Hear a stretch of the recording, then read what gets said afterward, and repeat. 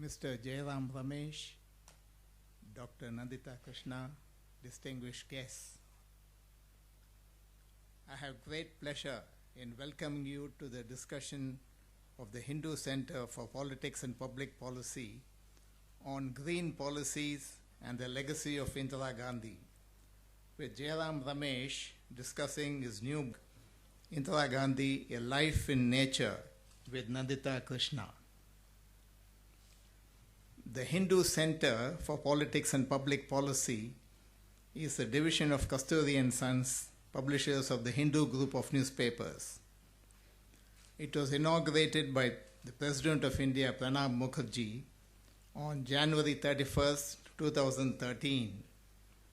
The aim of the Hindu Center is to promote research, dialogue, and discussion to enable the creation of informed public opinion on key issues facing India in order to safeguard, strengthen, and nourish parliamentary democracy and pluralism, and to contribute to the nation's economic, social, and political betterment. The Hindu Center has so far supported 24 public policy scholars who have submitted research papers and reports on areas such as parliamentary democracy, freedom of expression, content of school textbooks, financial inclusion, and rural broadband connectivity, which are all published online at the Center's website.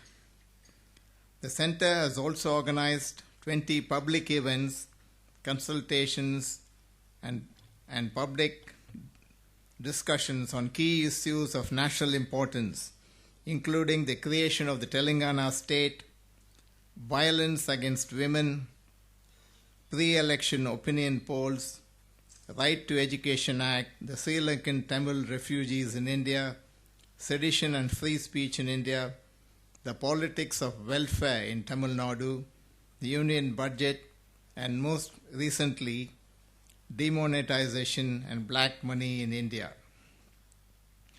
The Hindu Center's first annual lecture, Will India Script an Uninterrupted Growth Story, was delivered in March this year by P. Chidambaram, former Union Finance Minister. The Center has also organized lectures on climate change by Jairam Ramesh and by Alan Rusbridger, former Editor-in-Chief of The Guardian. Today's is the 21st public event of the Hindu Center. Jairam Ramesh, of course, does not need an elaborate introduction. He has been a prolific writer, both in and outside government, and keeps producing a book every 3 or 6 months now.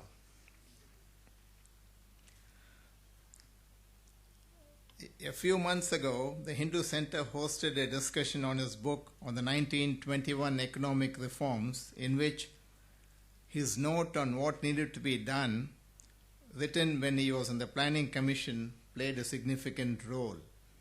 He has been a member of the Rajya Sabha since July 2004. He has been Minister of State for Commerce and Power, Minister of State with the independent charge of Environment and Forests, and Cabinet Minister for Drinking Water and Sanitation and Rural Development. He is the author of a number of well-known books, including Green Signals, Ecology, Growth and Democracy in India, To the Brink and Back, India's 1991 Story, Old History, New Geography, Bifurcating Andhra Pradesh, and Making Sense of China, Reflections on China and India. His latest book, Indira Gandhi, A Life in Nature, which is being discussed this evening, you would all have seen the book outside.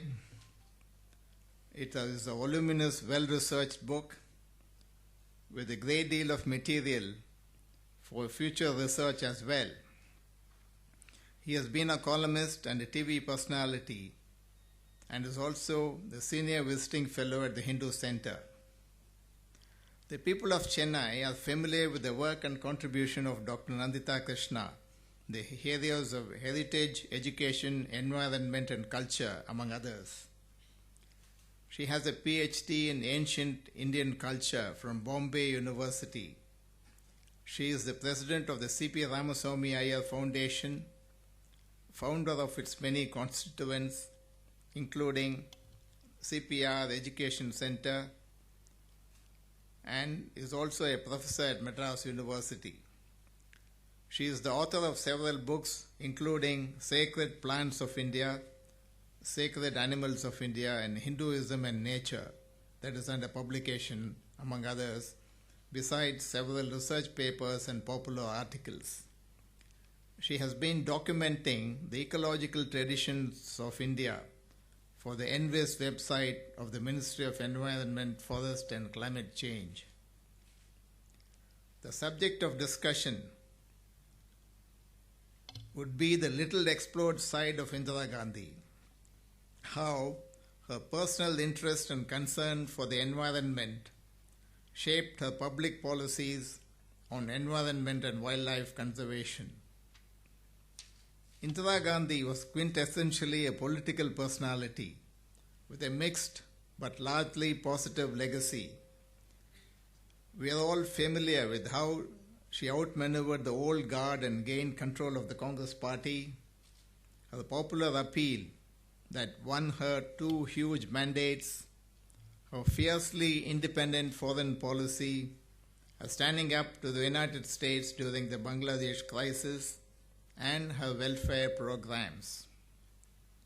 Her not-so-positive side was in evidence in her authoritarian style and the imposition of the emergency.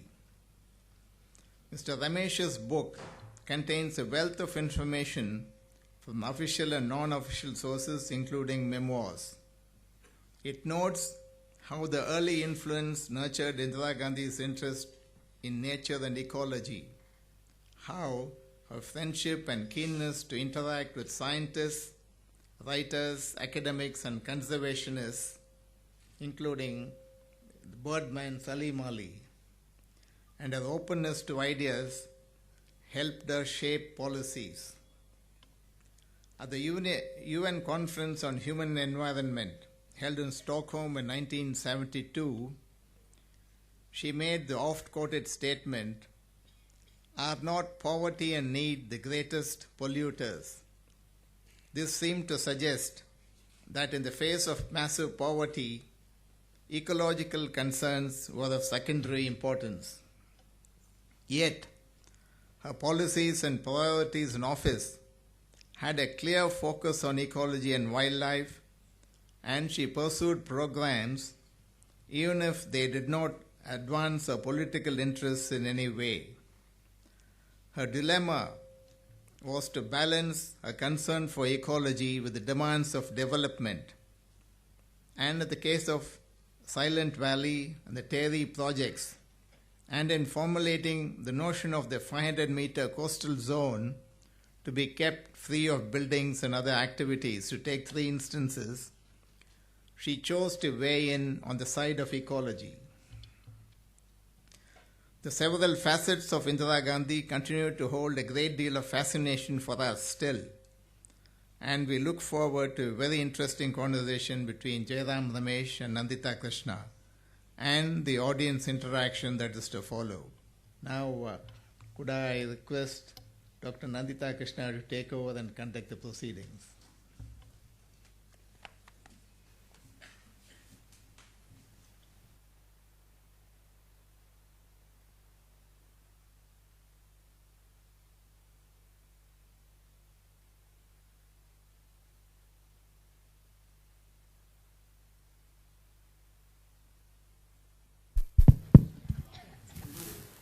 Thank you, Mr. Ravi.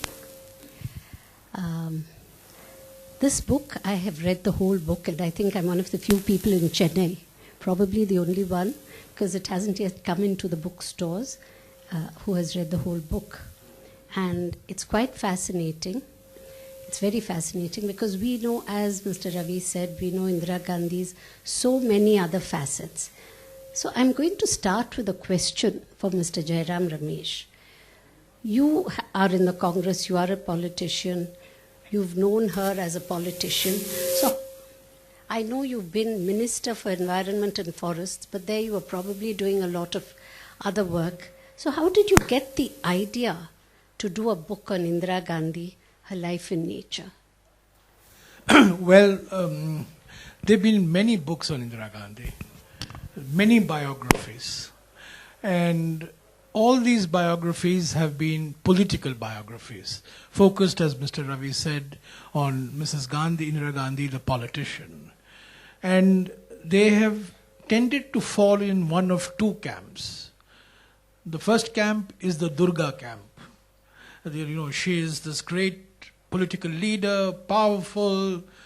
She took on Nixon, she took on Pakistan, she redrew the geography of South Asia.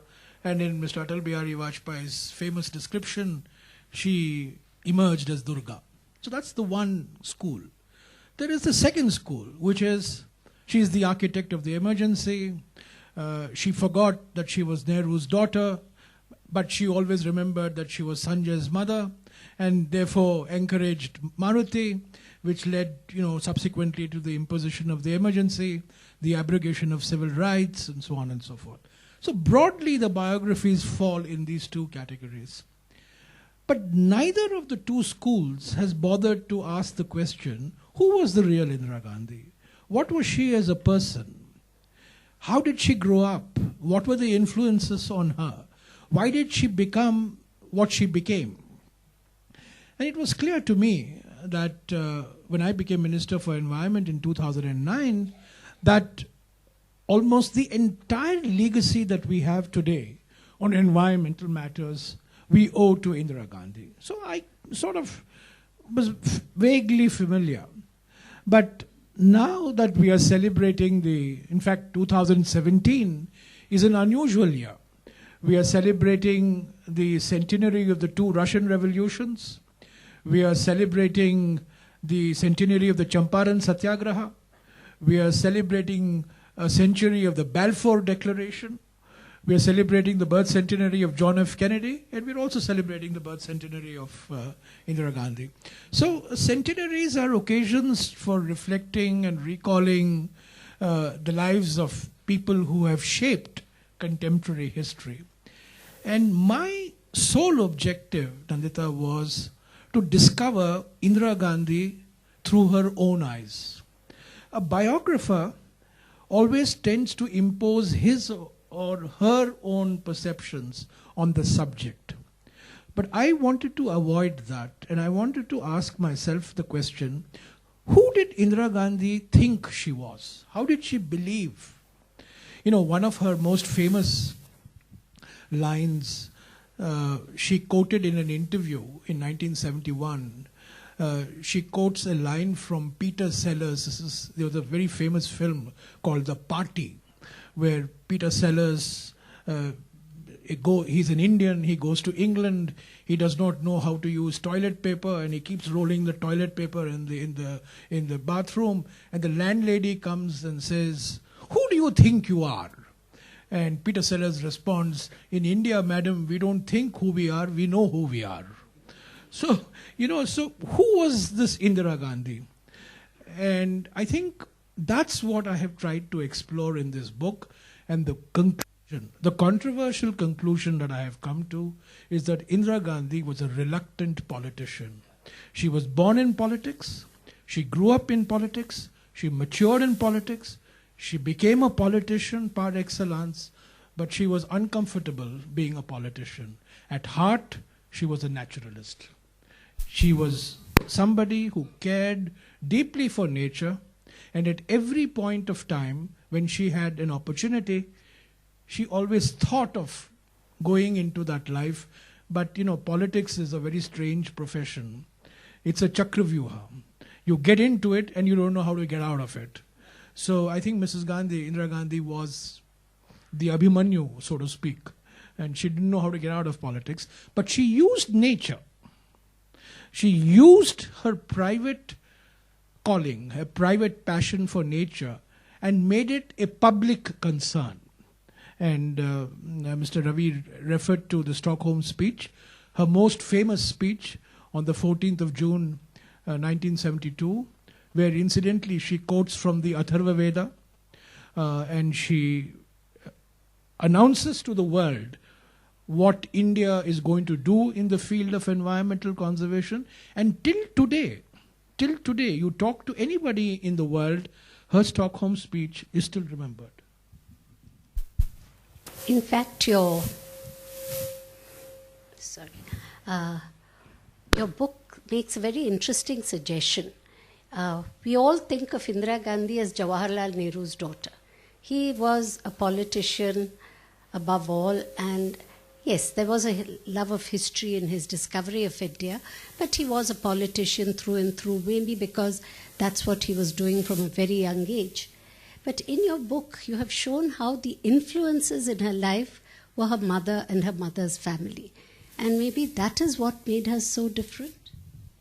I think in all Indian families, the mother's brother occupies a special place. And in Indira Gandhi's case, her mother's brother, the youngest brother of Kamala Nehru, Kailash Nath Kaul, was a very distinguished botanist. Nehru only studied botany in Cambridge. Kailash Nath Kaul actually practiced botany. And it was through the maternal uncle that she developed a passion for nature. A second reason why she became a naturalist at a very young age, because of her mother's illness. She was suffering from tuberculosis. So Kamala Nehru had to go to hill stations to recover. Kashmir, Shimla, Mashobra, Mahabaleshwar, Panchgani, Nainital, and Switzerland. And she goes to school in Switzerland because of her mother's, being a patient in a sanitarium there. So a lot of these things are childhood influences on her. Of course, Nehru keeps writing to her about history and so on and so forth. Then in 1942, she goes to jail for 1 year and she discovers Salim Ali. In jail, she discovers Salim Ali because her father presents her with Salim Ali's book, the classic book, the Handbook of Indian Birds. And Indira Gandhi becomes a bird watcher. And it's very interesting. She is a founder member of the Delhi Bird Watching Society. And she comes into nature because of bird watching. And there is one other figure in her life, Horace Alexander, the famous Quaker, who was very close to Mahatma Gandhi, who's also an ornithologist of sorts. So, these were the influences on her before 1950, which made her a child of the mountains, somebody relating to nature, somebody relating to birds particularly. And I think this is what you saw later on when she becomes Prime Minister as well. In fact, the Bharatpur Bird Sanctuary is sort of woven right through the book. It keeps popping up from time to time. Maybe you could tell everybody a little bit about her efforts, not only in Bharatpur, but in setting up so many sanctuaries. Well, there are, very famous stories in this book. The Bharatpur Sanctuary is one of the most important that goes through the entire book. But let me take two examples which people of Chennai will relate to. In 1973, she and Mr. Karunanidhi are having an exchange of letters on the Mudumalai Sanctuary. Because Mr. Karunanidhi is hell-bent on building a hydroelectric project right in the middle of the sanctuary. And Rukmini Devi Arundel is mortified. And so is M. Krishnan, the great naturalist. Both Krishnan and Rukmini Devi petition Indira Gandhi for saving Mudumalai Sanctuary. And Indira Gandhi keeps writing letters to Mr. Karunanidhi. Mr. Karunanidhi is not moved by that. But she spends a good part of 18 months and finally the Moyar hydroelectric project is abandoned. In 1976, she comes to Chennai and she addresses what is considered to be the largest political gathering in Indian political history, when Mr. Kamraj's followers come back to the Congress, headed by Mr. Mupnar in Marina Beach. The next day, she has 45 minutes to spare, and she goes to the snake farm. And while she's at the snake farm, Harry Miller approaches her and says, "Madam, the Madras Deer Park is being encroached upon, and the state government wants to give away more of this land for construction." So again, poor Mr. Karunanidhi is at the receiving end of a barrage of letters from Indira Gandhi, and finally the consequence of that is that the Madras Deer Park is declared a sanctuary. It's one of the smallest sanctuaries actually, but it was declared a sanctuary to protect it from the land being given away for other purposes. So there are many other examples like this where, you know, she, by the way, she never liked visiting sanctuaries and national parks because she believed that her security would completely destroy the park before she goes and after she has left. So she never visited many of these national parks. She visited only 2 or 3 of them in her long career. She went to Gir, she went to Kanha, she never went to Corbett. So, but the 1972 Wildlife Protection Act, which till today is being followed, if there is one law that has protected wildlife in this country, it is the Wildlife Protection Act. The national parks, the sanctuaries, the ban on the shooting of animals, particularly tigers. See, one interesting thing, Nandita, is that all the people around Indira Gandhi in the 50s and 60s were ex-Maharajas. And all these ex-Maharajas had spent their lifetime killing tigers. And they were suffering from this great guilt complex, and they became great conservationists. The Maharaja of Mysore, the Maharaja of Bhavnagar, the Maharaja of Bikaner, Dr. Karan Singh, the son of the Maharaja of, ex-Maharaja of Kashmir, all sorts, Maharaja of Wankaner, all these guys, they became the conservationists. Do you know that till 1970, tigers could be shot in this country? There was no ban on the shooting of tigers till 1970. Mrs. Gandhi imposes a moratorium, on the 5-year moratorium on the shooting of tigers. And everybody is opposed to it, including some of our own chief ministers. Shamacharan Shukla, for example, doesn't want, because a lot of tourists who come to India were coming to shoot tigers. One of the most famous incidents was Prince Philip coming to India in 1961 and shooting a tiger in Rajasthan. And he's posed next to the tiger as well.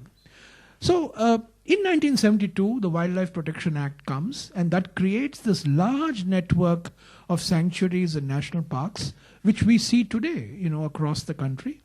It's not just tigers, by the way. It's, all animals.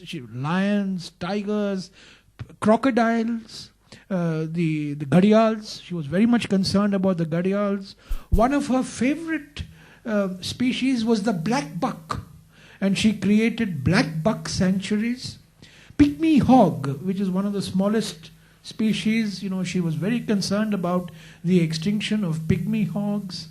So I think the point she makes later on is that by protecting tigers, you're protecting forests. It's not just protecting one species, you're protecting actually forest areas. And I think that's the larger vision that informed her interventions. But while the Indian Board for Wildlife banned the shooting of 14 animals, I'm surprised that it didn't include the tiger. Why? Was it for the sake of the Maharajas? All the Maharajas. In 1952, the Indian Board on Wildlife is constituted under the chairmanship of the great Maharaja of Mysore, one of the greatest musicologists that India has produced. They have their first meeting in Mysore in December of 1952. 14 animals are classified as endangered, and the tiger is not part of that list. Because half the members of the Indian Board on Wildlife are ex-Maharajas. Of course, at that time they were still Maharajas. Ex-Maharajas only after 1970. They were all Maharajas. And they did not ban the shooting of tigers. And they did not make tiger an endangered species. Tiger becomes an endangered species only in 1970. There is a hint on page 96 that one of the reasons why she chose to abolish privy purses and privileges especially was because she was very upset with the Maharajas killing the tiger. You have hinted that. Yeah. Now you can speak a little more truthfully. We won't take you to court. No, she was getting irritated. She was getting increasingly irritated that these Maharajas and were all. I mean, I'm not saying that's the only reason why the privy purses were abolished, but fact is that she was getting increasingly irritated at the fact that her orders were being flouted because many of these conservationists were actually royals. But no, I mean I use that as an aside. So don't make that as if that I have ascribed to Mrs. Gandhi that reason. But this is one of the factors that may well have caused her to do that. Well, apart from wildlife, she was a supporter of the International Society for the Prevention of Cruelty to Animals in Experimentation. Then after seeing a zoo, she wrote very sadly about it. Was she also an animal welfare enthusiast? I'd like to know. Well, I'm not going to say anything on Jallikattu. Don't. I'm talking about animal welfare. Yeah, she was. I think she was certainly an animal welfare, very much concerned about animal welfare. She was, not just mega species, but, all species. She was certainly, would she have been an activist? Well, one of the points I make in my book is that Mrs. Gandhi was not an environmentalist. She was passionate about the environment. She was passionate about nature, but she always remembered that she was Prime Minister whose primary responsibility was abolition of poverty, creation of jobs, bringing new industry. So I think, she was walking on two legs. She always stressed the word she used throughout the 16 years of her prime ministership. I discovered the most frequently used phrase was ecological balance. She kept talking about balance between ecology and economy. And sometimes, as Mr. Ravi pointed out, her choice fell on the economy. But sometimes the choice fell on ecology. The Hindu played a major role in the Silent Valley campaign. And in Silent Valley, Mrs. Gandhi not only went against what the CPM government in Kerala wanted, they wanted the project, but more importantly, even the Congress party in Kerala wanted the Silent Valley project. Even the great Mr. Karunakaran, who was her closest, sort of colleague in Kerala, was for the Hydel project. But she stood firm and she said, Silent Valley must be protected at all costs. That is an example where she intervened in favor of ecology. Let me give you an example where she favored economy. There was an oil refinery that was to be set up. And the location that was selected by the experts was Mathura. 60 kilometers from the Taj Mahal, 50 kilometers from Bharatpur Bird Sanctuary. And there was a lot of concern by environmentalists at that time. We're talking of 73, by the way. But she said, she gave the green signal. She laid the foundation stone for the Mathura oil refinery, but she told the oil chaps that you go across the world and find the best expertise for controlling pollution from this refinery.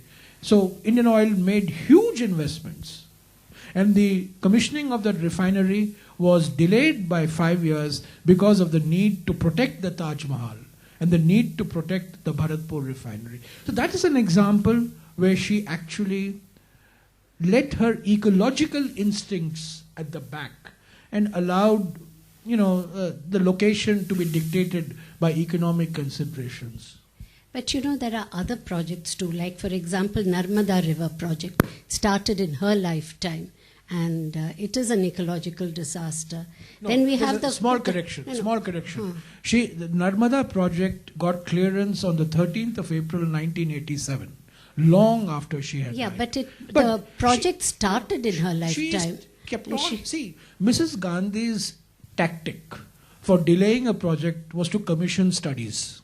So on Narmada, she commissioned master plans, she commissioned this study, that study. Tehri Dam. As long as Indira Gandhi was alive, Tehri Dam was not a reality. Tehri Dam becomes a reality only in the early 90s. See, I think towards the later part of her life, Mrs. Gandhi began to get suspicious of giganticism. She was enamored of giganticism. After all, the Bakra Nangals of the world. She was the product of that era. But the daughter of Nehru, too. So was Nehru. But as she went along, on dams particularly, Silent Valley is a good example, Tehri is a second example, Narmada is a third example, she was very cautious. And issues of resettlement, rehabilitation, she was very, very concerned. And there is elaborate correspondence which I have quoted on these dam issues between her and various chief ministers, Chief Minister of Maharashtra, Chief Minister of Madhya Pradesh, Chief Minister of Gujarat. They all happened to be Congress chief ministers at that time. But yet, she was fighting a battle on behalf of ecology. So I think that, she took, look, I am not, her record, Mathura refinery, I think is a question mark. Another big question mark is the Kudremukh iron ore project. It's in the middle of the Kudremukh National Park. No, absolutely. Kudremukh, and I have explained why the Kudremukh decision got taken, because India had $2 billion of foreign exchange reserves. Today we have 350 billion. But those were the days when we had 2 billion foreign exchange reserves, and the Iranians were giving us $600 million virtually free, and we were building this big economic partnership with Iran. So Iran was investing in the Kudremukh project, but Kudremukh turned out to be, very harmful for the local ecology in retrospect. And finally, the Supreme Court had to stop the project in 2005. Similarly, there are some more. Thal Walshet, fertilizer, Nhava Sheva Port, Thane, then the Lalpur Dam in Gujarat. These are all blots on her environmental. These are examples. Another example where she allowed the Indian Navy to set up a training establishment in the middle of Chilka. Well, Chilka is one of the greatest ecological national park sanctuaries that we have, bird sanctuary we have. And the Indian Navy was allowed after 2-3 years to set up a boys training establishment. So, she was... that's why I say she's not a pure environmentalist. She had passion for nature. She was concerned about deforestation. She started using words like climate change in the late 70s. Incidentally, one of the things that people don't know about Stockholm speech in 1972, which bears recalling today, because today every prime minister and every president is talking about climate change. In 1972, first UN Conference on the Human Environment, 113 countries attend. Only one prime minister attends. Only one prime minister. The other prime minister who attends has to receive the delegations. Olof Palme, he is the host prime minister. The only prime minister who goes and speaks at Stockholm is Indira Gandhi. Today you have an environment summit. Every president, barring Trump of course, every president will go and make a speech and say that I'm for climate change, I'm for environment protection. But in 1972, for Indira Gandhi, environment is a fashionable issue, is a popular issue today. In the 70s, environment was not a major political issue. Today we have activists, we have the media, we have NGOs, we have international concern. But in the 70s, Nandita, the whole atmosphere was different. My father told me I was eccentric when I spoke about the environment in the 70s. So that's what people thought. I'd like you to explain one sentence. which Ravi also mentioned, are not poverty and need the greatest polluters. Or as she is often quoted, poverty is the greatest polluter. It's a sentence with double meaning. Can you explain to me what you think she meant? Because it can be taken in a very negative way. Well, political leaders often, statements are attributed to leaders which they have never made. But we would like those leaders to have made those statements. The most famous quotation of Mahatma Gandhi, which every environmentalist swears by: there is enough in this world for everybody's need, but not enough for everybody's greed. Now, I have it on the authority of Gopal Gandhi that Mahatma Gandhi never made this statement. But he is quoted as having made this statement. It's a nice statement. It's a brilliant statement to make. We always think that Mahatma Gandhi is very good. Indira Gandhi is often, everybody says, she said in Stockholm, poverty is the greatest polluter. Poverty is the worst form of pollution. She never said that.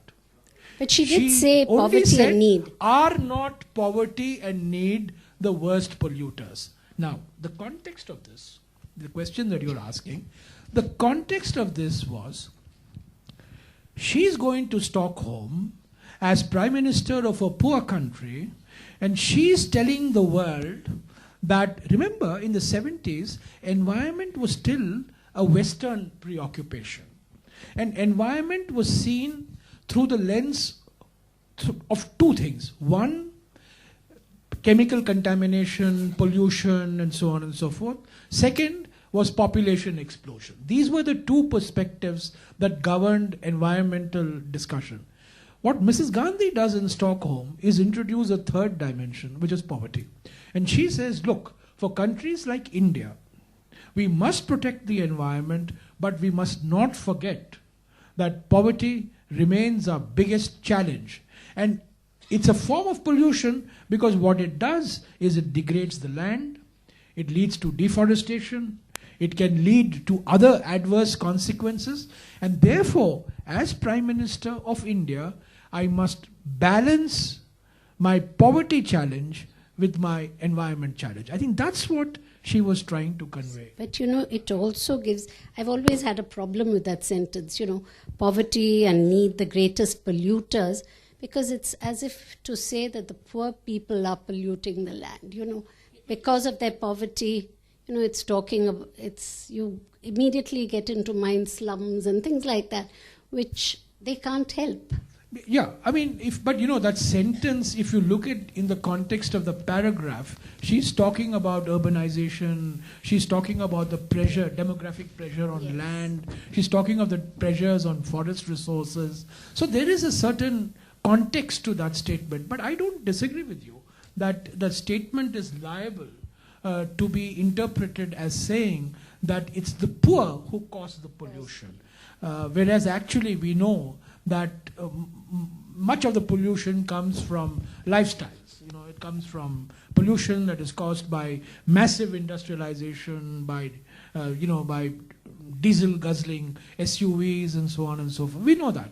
So yeah, in that way, I suppose you're right. But I tend to look at it from the international context where she was telling the world community that, look, for India, we have to walk on two legs.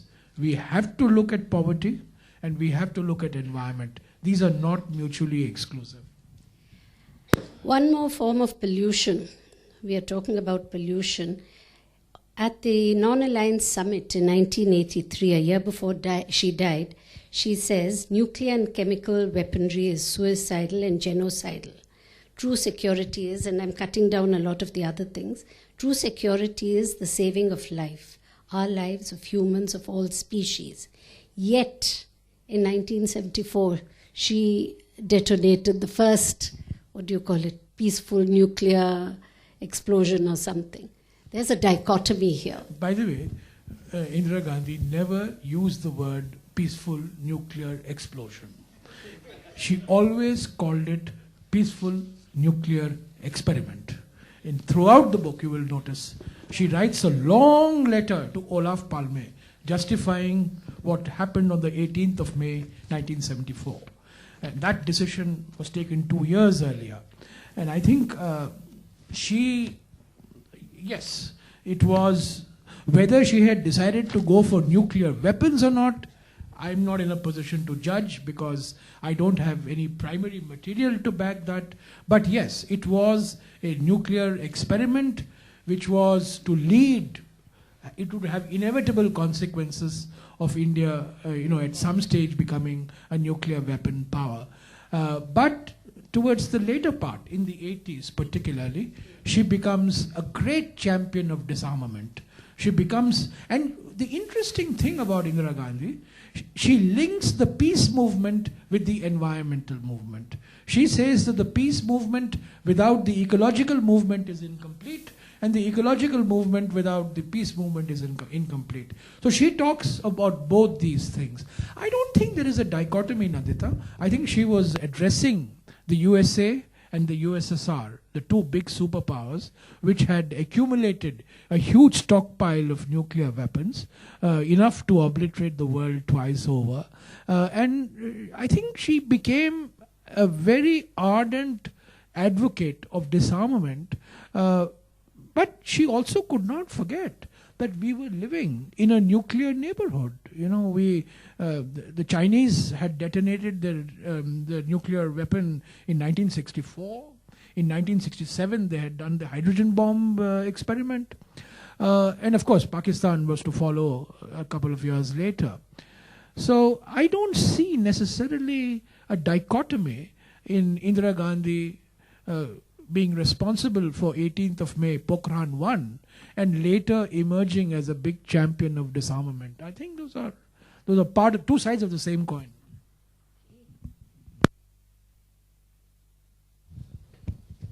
To go to a slightly different subject, she wanted to preserve the built heritage. But in her lifetime, she didn't even think of bringing in a National Heritage Act. Cities like Chennai, we are suffering without a Heritage Act. And so many other places also, it becomes a very difficult thing for local people. Connected to that is also Buckminster Fuller. She blows hot and cold about him all through her life. So can you, since this is about architecture, the built heritage, can you talk about these? I think one of the uniqueness of Mrs. Gandhi was that she looked at nature and culture as two sides of the same coin. For her, the conservation of the built heritage was as important as the conservation of the natural heritage. In fact, she goes to visit Pokhran in December of 1974. She wants to visit the site of the peaceful nuclear experiment, as she calls it. And then she spends more time visiting the Havelis of Jaisalmer than, actually at Pokhran, the site of the nuclear explosion. She was extraordinarily concerned about preservation of culture. She, as you said, in 1982, she tries to replicate the UK experiment of having a national trust through an act of parliament to protect India's heritage.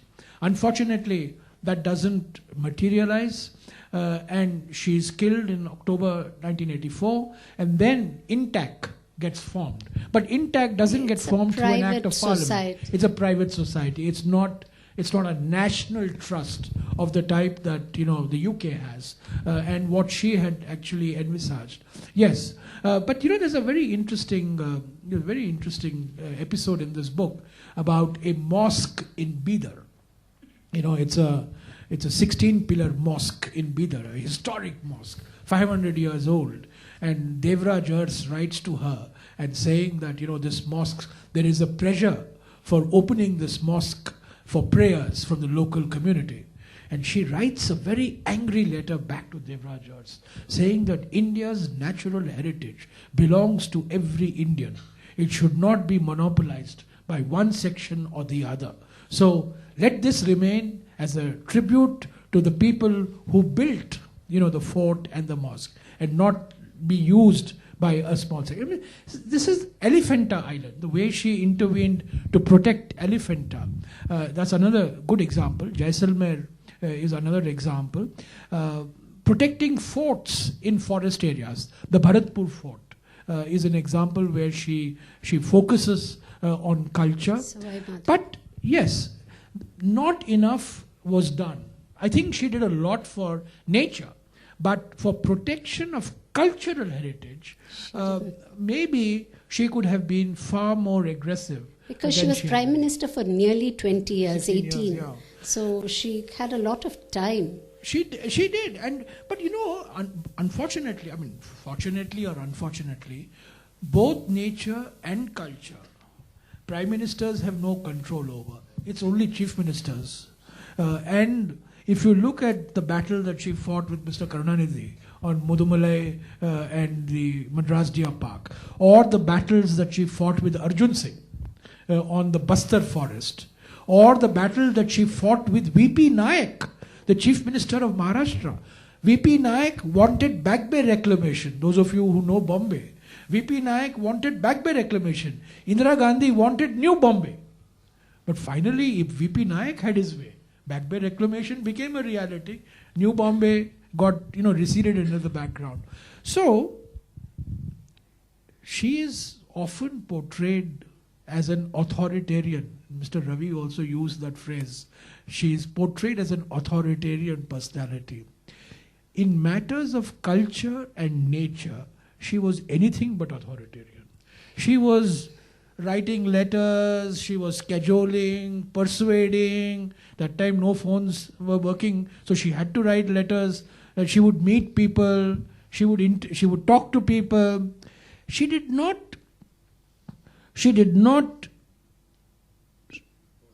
the image of her as an authoritarian leader is not borne out by her record on the protection of nature or on the protection of our cultural heritage.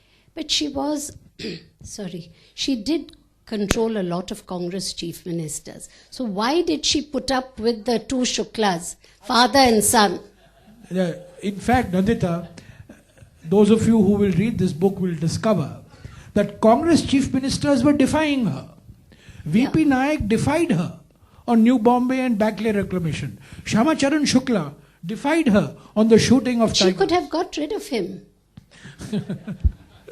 Because she's written such strong letters. Very strong. She was upset with H.N. Bahuguna because Bahuguna was not doing anything about the Dudhwa sanctuary.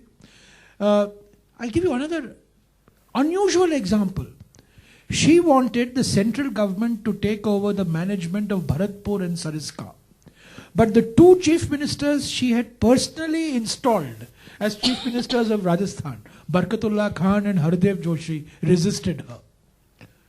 Now, if you read any biography of Indira Gandhi, you will read that Indira Gandhi made CMs at will and dismissed CMs at will. That's not what this record shows. What this record shows is time and time again, chief ministers belonging to her own party would receive her letter, would write nice letters back to her, but actually on the ground were doing nothing. Till she actually then went and, did some personal cajoling or she passed laws. Yeah. The Wildlife Protection Act was passed, the Forest Conservation Act was passed, the Water Pollution Control Act was passed.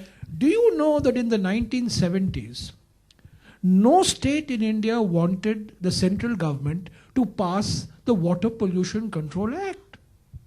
Except there was one state which had an act, Maharashtra. So every state government said, we will pass our own act. What is the need for the center to pass an act? So it took 6 years, from 1968 to 1974, for the Water Pollution Control Act to become a reality. It took another 6 years for the Air Pollution Control Act to become a reality. So this split constitutional jurisdiction between the center and state, it continues to be an issue today. It's still an issue. It continues to be an issue today. It was very much an issue during Indira Gandhi's time. And I, for one, was enormously surprised when I saw how chief ministers whom she had appointed were continuously leading her up the garden path by replying to her letters very nicely, but actually doing nothing on the ground. I think that's about Indian politics itself. I have not understood from your book whether she was pro or anti Buckminster Fuller. Tell us something. She was fascinated with Buckminster Fuller. Yeah. Buckminster Fuller, the father of the geodesic dome. We have one in our.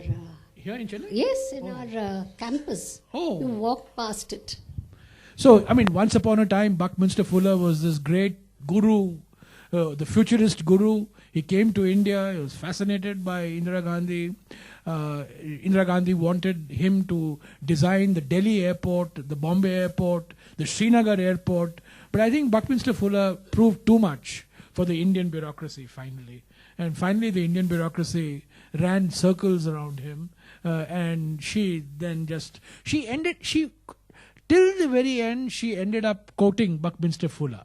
But actually getting Buckminster Fuller in, I think she was very reluctant. One other unusual thing, Mrs. Gandhi is often portrayed to be anti-American. She was anti-Nixon. She was anti-Kissinger, no doubt about it. And Nixon and Kissinger did enough to earn Indira Gandhi's irritation and anger. But in that battle, she won the battle with Nixon and Kissinger.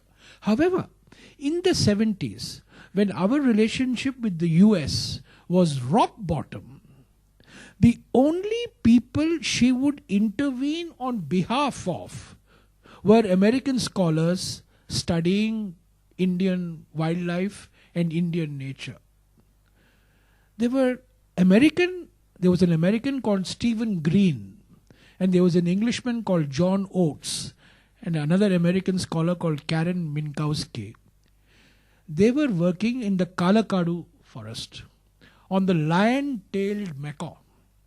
They were not getting visas to come to India because it was impossible to come to India in the 70s if you were a research scholar. They appealed to Salim Ali. Salim Ali appeals to Indira Gandhi. Indira Gandhi makes sure that these guys get the visas. So Stephen Green then produces this report on lion-tailed macaws in the Kalakadu, which then gets declared as a national sanctuary in 1976. In fact, President's rule in Tamil Nadu was extraordinarily fortunate for nature and wildlife because the Madras Deer Park gets declared as a sanctuary during President's rule. Kalakadu sanctuary gets declared during President's rule. So sometimes President's rule has its advantages. You know. Actually, she never had this bias, and she circulated these reports which these American scholars produced on lion-tailed macaws. She writes a letter to the chairman of the UGC, and she writes to D. Nag Chaudhary, Vice Chancellor of JNU, saying, why can't Indian scholars produce such reports? Why do we have to depend on foreigners? And that is when she has this idea of setting up the Wildlife Institute of India. Today, the Wildlife Institute of India in Dehradun is one of our premier centers for issues relating to wildlife conservation. You know, she had very strong views about killing wildlife. She even objected to gifts of tiger skins like the Maharaja of Rewa, whom you've mentioned. And a very beautiful statement, is man important or the tiger? In answer to that, she says, there's no conflict between the two. In fact, there's a close linkage between man and nature. We are but one of several thousand species of living beings. And I think that sort of sums up a lot of things she said. But she has also said a lot of other things about other places, like, for example, Manali. When somebody wanted to develop it, she wants it to be retained as a place for contemplation with the forests and all. Would you like to read that? Talk about that. And she says, sorry, I must interrupt, it should not become like one of many other hill stations, which includes Ooty. And I can assure you, Ooty is the worst example of a hill station. Yeah. Well, one related point, since you are authoring a book on Hinduism and nature, one thing that I was struck by Indira Gandhi in 16 years that she was Prime Minister. On every public occasion, she would reach for the Vedas and the Upanishads or some ancient Indian scholarly tradition to make the point that nature protection should come naturally to us Indians. I've given you the example of the Stockholm speech where she quotes from the Atharva Veda. She quotes from the Rig Veda umpteen occasions. And there is one beautiful letter that she writes to Swami Chidananda, who is the president of the Divine Life Society. And the Swami Chidananda writes to Indira Gandhi saying that Himalayas are being destroyed. Please save the Himalayas. And Mrs. Gandhi writes back to the Swami saying, Dear Swamiji, I agree with you. We are faced with a huge challenge. And then she quotes something to the Swami. It's like carrying coals to Newcastle, but she couldn't resist it. She said, what our ancients had said about dharma is also applicable to nature. If you remember, the ancient saying is, dharmo rakshati rakshataha. Dharma protects those who protect it. And what Indira Gandhi did was, she changed it to prakriti rakshati rakshataha. Nature protects those who protect it. The point I want to make is, she's constantly looking for civilizational routes to drive home the public message that you need to protect rivers, you need to protect mountains, you need to protect forests. She talks in many places.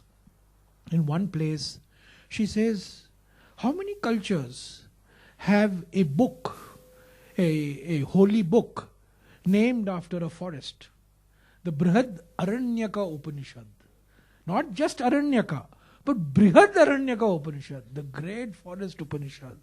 So the language which she is using is something that she is conveying to people that, look, you are legatees of a certain culture in which nature gets protected. I can't resist here, she in her Stockholm speech, she starts off her Stockholm speech by saying that, in India, we are taught to respect nature. And she gives this example of a journalist who goes to Pandit Nehru in May of 1953 with the most exciting news that Mount Everest has been conquered. And Nehru gets very upset and says, never say Mount Everest has been conquered. Nature cannot be conquered. Mount Everest has been climbed. It has not been conquered. This example she gives in a speech to a global audience. And she goes to the Forest Research Institute of India in Dehradun, and she's telling the foresters, remember that people have a relationship with forests in India that go beyond the Indian Forest Service. That we are taught to respect our forests. We are taught to respect nature. The concept of sacred groves, the concept of protecting areas, which are valuable to us from every point of view. So this cultural thing of environment is very important. She's looking for the cultural roots. And I think it is not an exaggeration to say that maybe, I'm making too much of a generalization, but it is not an exaggeration to say that Western civilization is based on the assumption that man can conquer nature. Indian civilization has been based on the assumption or on the belief that man can live in harmony with nature. And she was searching for that harmony. Sometimes she was successful, sometimes she was unsuccessful. But I think that was a continuing search for her. And I wish all politicians in India were like her in searching for this harmony. Because there is if you start thinking that you're going to conquer nature, then you will have what you had in tsunami in 2004. When you destroy the entire mangroves and nature hits back at you. What happened in Uttarakhand in 2013, what happened in the southern coast of India in 2004, in my view, is nature's payback to what man has done to nature. I think this is one of the most important messages that comes out of her prime ministership.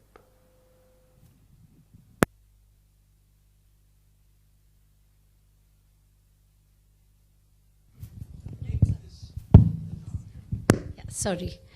For those who don't know, she was responsible for 4 acts, as Jairam just said: Wildlife Prevention Act, Water Pollution Act, the Air Prevention and Control of Pollution Act, and the Forest Conservation Act. These are all acts that help us very well. She was responsible for Project Lion and Project Tiger, for the lion-tailed macaque. She's done a tremendous number of things for the environment. Why has your own party not given her sufficient praise for her environmental achievements? Well, I think this evening has got nothing to do with the Congress party.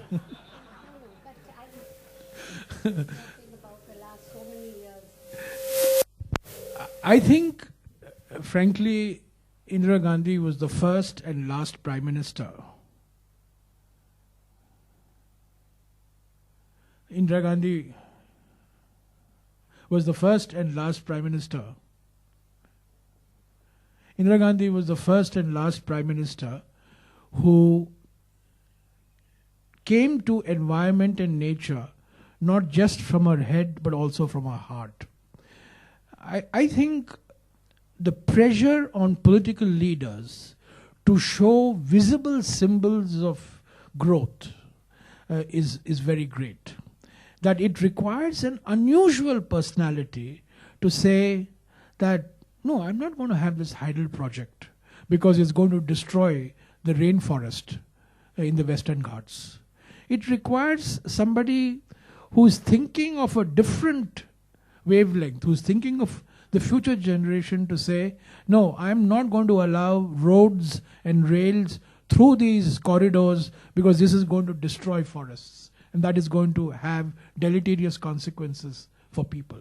I think, to my mind, she was really, every Prime Minister in India, every political leader in India, not just Prime Minister, all political leaders, they pay obeisance to nature.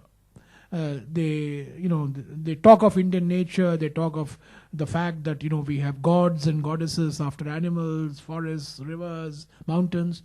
But when it comes to the crunch, Nandita, when it comes to making choices, Mrs. Gandhi was the only Prime Minister who made tough choices.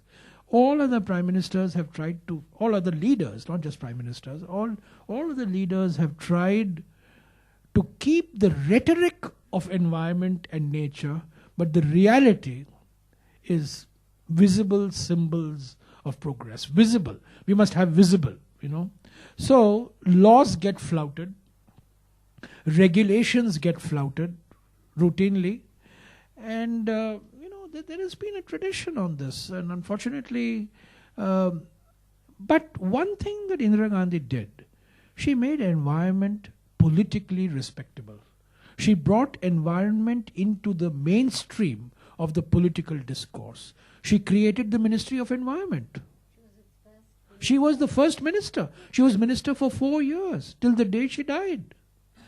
And it's interesting, 3 days before she is killed, on the 28th of October, 1984, she has this enormous desire to go and see the chinar tree change colors in Srinagar. She's been going to Kashmir since 1934, but she's never seen the chinar change color. So she goes to see the chinar change color, and she comes back. And the last thing that she does before she's assassinated, the last written thing that she does, because 30th she goes to Bhubaneswar, 31st she comes back and she's shot dead. On the 29th she goes into Bhubaneswar, spends 2 days there. On the 28th night, she writes a foreword to a book that was written by her Deputy Minister for Environment, Digvijay Singh of Wankaner. And the book is about how you make environment politically acceptable. And I think Mrs. Gandhi's great contribution was that environment came into the mainstream. Political parties started taking environmental issues. The Congress Party's manifesto of 1980 was the first manifesto. It was drafted, the paragraph was drafted by P.V. Narasimha Rao and Pranab Mukherjee, but the paragraph was given by Salim Ali. Salim Ali sent the paragraph. And Mr. Narasimha Rao and Mr. Pranab Mukherjee translated it into this gobbledygook English, which finds its place in all manifestos. Mr. Narasimha Rao thought she should be a botany professor. Oh, there's a hilarious story which I quote, where there is a Sri Lankan professor called Ralph Bulchins. Mr. Ram must know him very well. Ralph Bulchins was a very close friend of Indira Gandhi, and he came to India in 1978 when Indira Gandhi had lost the power. And he, Narasimha Rao, and Indira Gandhi were going in a car to Mysore. And the Bangalore-Mysore road is full of trees on both sides, wonderful old trees. And Indira Gandhi was recounting the names of all the trees as they drove. And after about 45 minutes, there was a huge crowd waiting. So she gets out of the car and she goes to meet the crowd. And Narasimha Rao turns to Ralph Bulchins and says, she should have been a botany teacher and not in politics. Thank you. Before we start the interaction, is there any part of the book you'd like to read out? I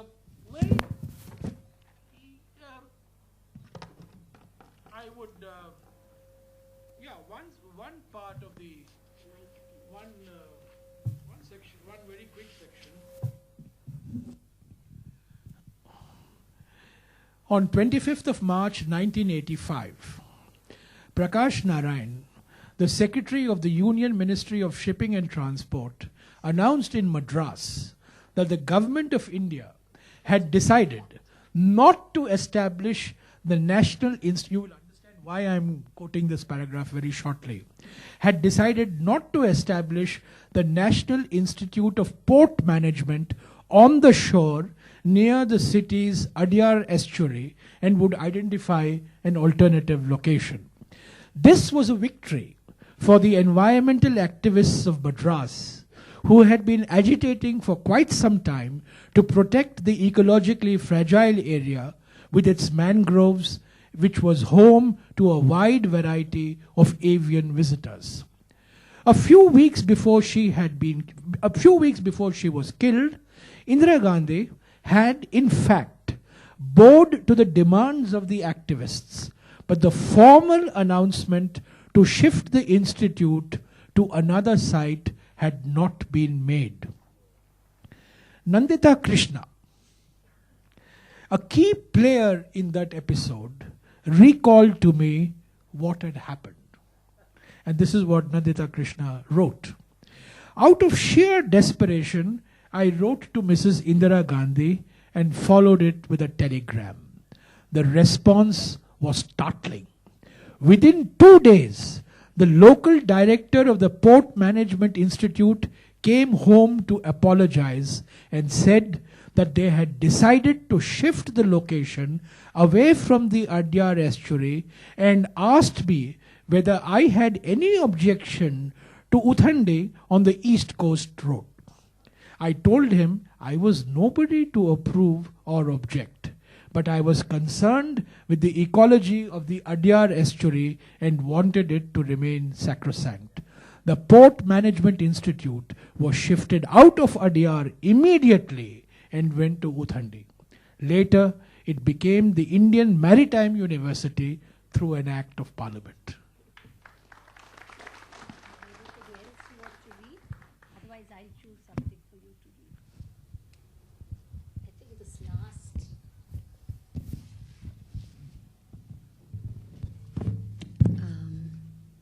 What she wrote in her. Yeah. On 30th November 1984, a book published for the Smithsonian Institution titled Our Green and Living World, The Wisdom to Save was released. It was written by 4 leading conservation scientists and had an epilogue by Indira Gandhi, penned the previous July. In fact, when Edward Ayansu, one of the authors and the main force behind the book, had sent Indira Gandhi a draft foreword, she had penciled, "It is my foreword, I have to write it myself." You know, when prime ministers write books, you can be rest assured that somebody has written it for them. But this was Indira Gandhi saying, "It's my foreword, I have to write it myself." What she wrote deserves mention. And this is the point that I made earlier. For countless centuries, Indian civilization has proclaimed the oneness of all existence and the unity of life and non-life. It is ironical that when this ancient tenet of Indian philosophy is being recognized by the world, our own people, that is Indians, our own people are allowing deforestation and the extinction of various species. The compulsions of development, the pressures of population, and the greed for profit have all combined to threaten our forests, our animals, and the very air we breathe. Already, the whole world and my own country have lost a great deal by neglecting the ecological equilibrium. Little time is now left to us. Human beings can thrive only in a green and living world. The problems of the environment have to be faced by the world as one.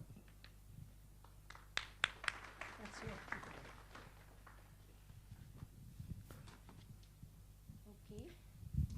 I'll open it.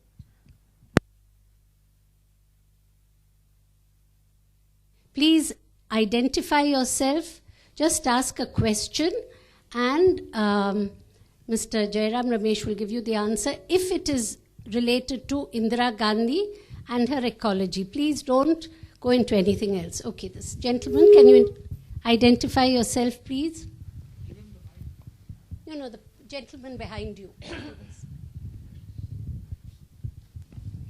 My name is Ramakrishnan. I am a writer. You quoted the fact that Indira Gandhi said that poverty is a pollution. That poverty was simply a fact. It was a fact because of policy failures. India could have become rich and environmentally clean if the right policies had been adopted. No rich country is environmentally clean, by the way. It's a no rich country, communist or non-communist. Nobody is environmentally clean. India has one great advantage. We need not follow the American model. We need not follow the Chinese model. We need not follow the Brazilian model. That model is grow now, pay later. You have 20 years of growth and you pay the consequences of growth 20 years later.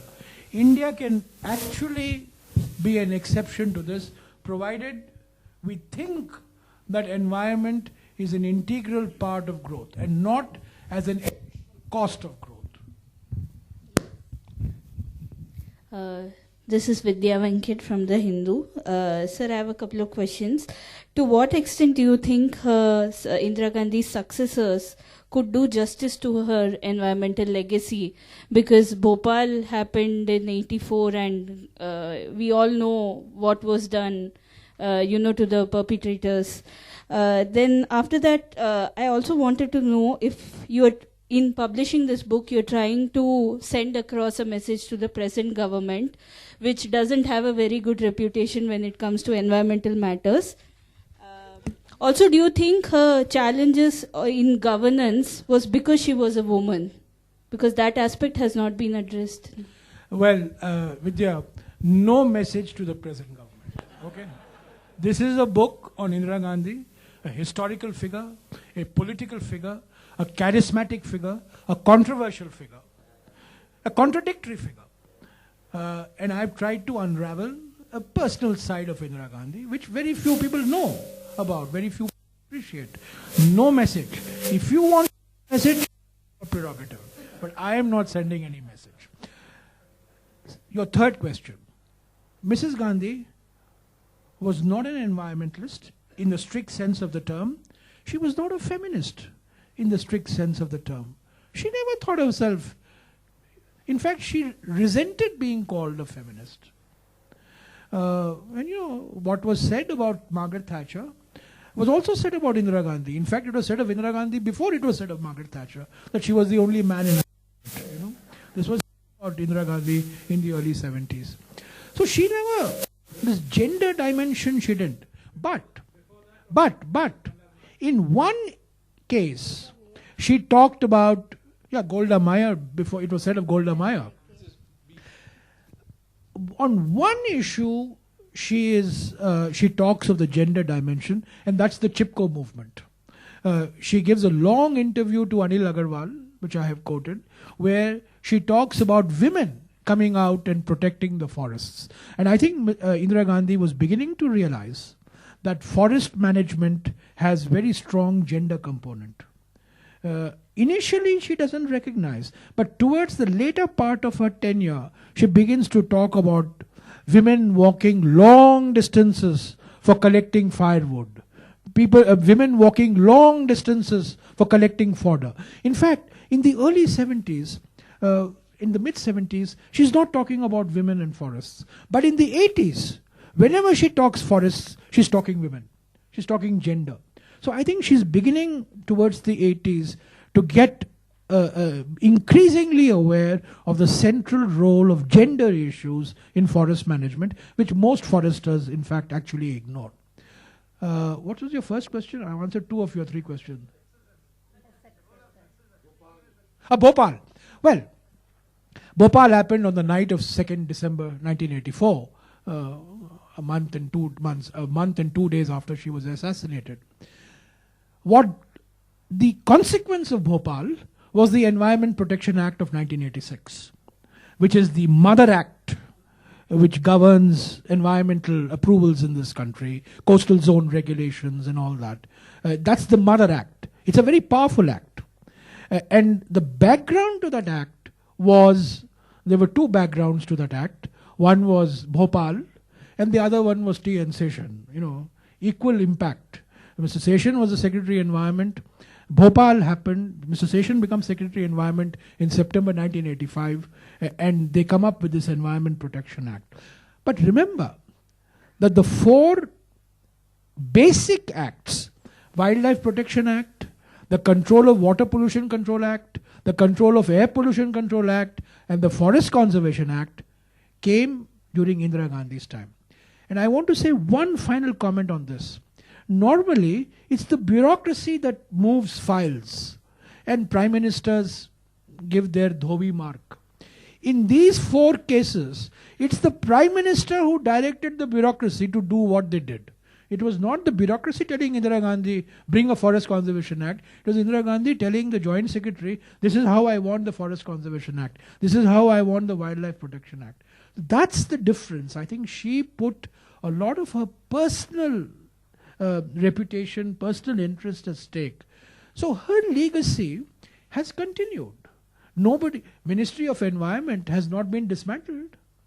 None of these laws, they still exist, although determined efforts are being made to emasculate the laws and the ministry and so on and so forth. But things have moved on.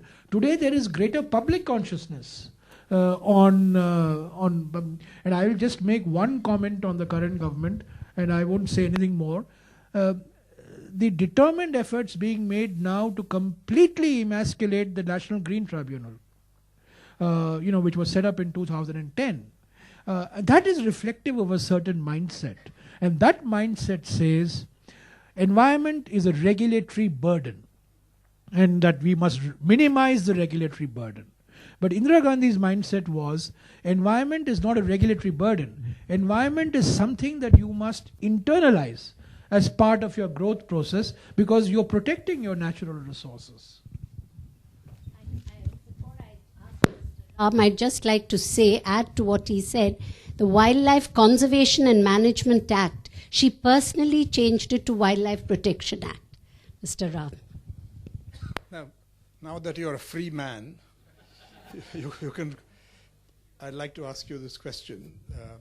Towards the end, Prime Minister Manmohan Singh seemed to have a problem with this balancing, and maybe he came down very hard on the side of the economy. That's among others, that manifestations of that was you were shifted to a more heavyweight ministry, but we know why. Would you be able to give us some insights into this? Well, I went from a ministry which had a budget of 2,000 crores to a ministry which had a budget of 100,000 crores. So I was, you could say, vertically elevated. I think it's not personalities, Mr. Ram. I think the dominant paradigm after 1991 is a single-minded pursuit of high GDP growth. I think that's the dominant paradigm. Let's have 25 to 30 years of 8% growth.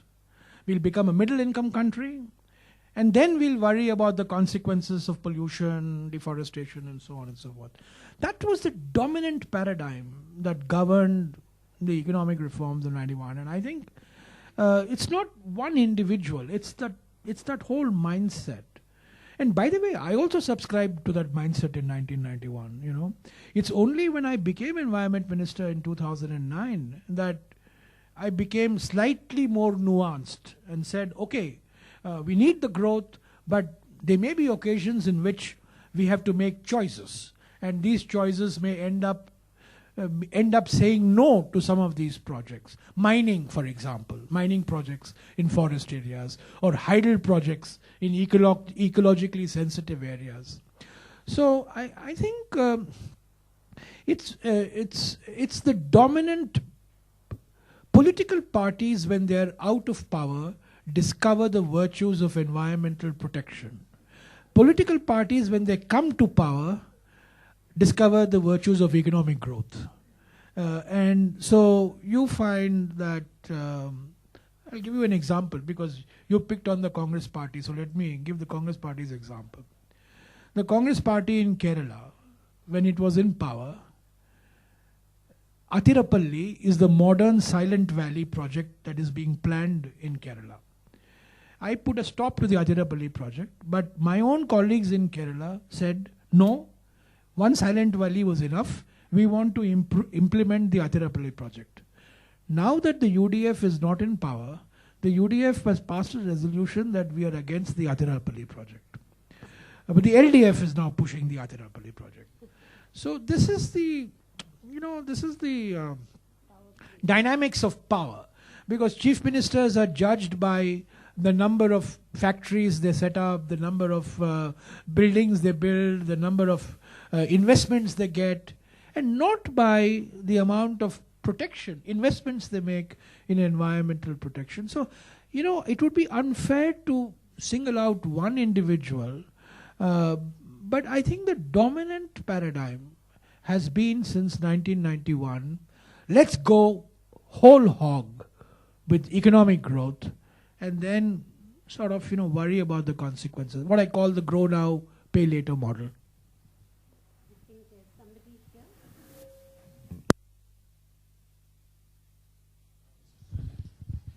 Were you, in your revisionist phase, influenced by Indira Gandhi's example in a personal sense, when you said you moved away from this? 2009, yes. In 2009, I was actually not aware of the depth of her commitment. I mean, when I began to read all the things that she had done, and as minister you get a particularly advantageous position, and when I talked to people, the first time I met Nandita, for example, really people, I was really taken aback by how Mrs. Gandhi approached. By the way, I must tell you, since you asked me to be a little honest, I will be a little honest, only a little, not very. I was shocked and surprised when I was made environment minister. I did not expect to be made environment minister. I thought it was a demotion. I had spent time as commerce and power, so I was looking for more attractive things to do. And suddenly I am asked to become environment minister. And I thought that this was, sort of kiss of death as far as I was concerned.